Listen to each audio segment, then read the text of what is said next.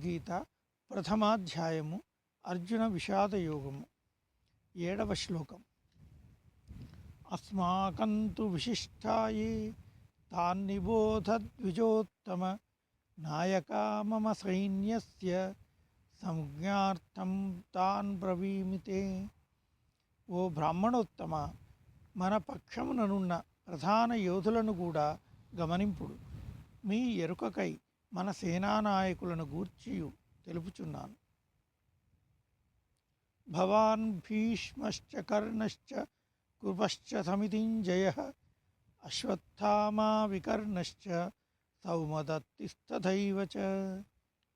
మీరును భీష్ముడు, కర్ణుడు, సంగ్రామ విజయుడగు కృపాచార్యుడు, అశ్వత్థామ, వికర్ణుడు, సోమదత్తుని కుమారుడైన భూరిశ్రవుడు ఇందు ముఖ్యులు. అన్యే చ బహవః శూరా మదర్థే త్యక్తజీవితాః నానాశస్త్రప్రహరణాః సర్వే యుద్ధ విశారదాః. ఇంకను పెక్కుమంది శూరులను, వీరులను మన సైన్యమునందు కలరు. వీరందరూ యుద్ధ విశారదులు, నానాశస్త్రాస్త్రధారులు. నా కొరకు తమ ప్రాణముల నొడ్డి అయినను యుద్ధము చేయుటకు సిద్ధముగానున్నవారు. అపర్యాప్తం తదస్మాకం బలం భీష్మాభిరక్షితం పర్యాప్తం త్విదమేతేషాం బలం భీమాభిరక్షితం. భీష్మ పితామహునిచే సురక్షితము, అపరిమితముగానున్న మన సైన్యము అజేయమైనది. భీమునిచే రక్షింపబడుచు పరిమితముగానున్న ఈ పాండవ సైన్యమును జయించుట సులభము. అయనేషు చ సర్వేషు యథాభాగమవస్థితాః భీష్మమేవాభిరక్షంతు భవంతః సర్వ ఏవ హి. కాబట్టి మీరందరూ మీ మీ స్థానములలో సుస్థిరముగా నిలిచి అన్ని వైపుల నుండి నిశ్చయముగా భీష్ముని రక్షించుచుండు. తస్య సంజనయన్ హర్షం కురు వృద్ధ పితామహః సింహనాదం వినద్యోచ్చైః శంఖం దద్మౌ ప్రతాపవాన్.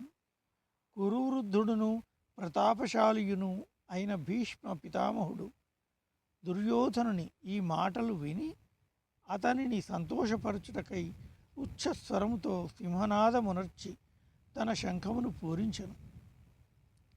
తతః శంఖాశ్చ భేర్యశ్చ ఫణవాణకఘోముఖాః సహసైవాభ్యహన్యంత సశబ్దస్తు ములోభవత్.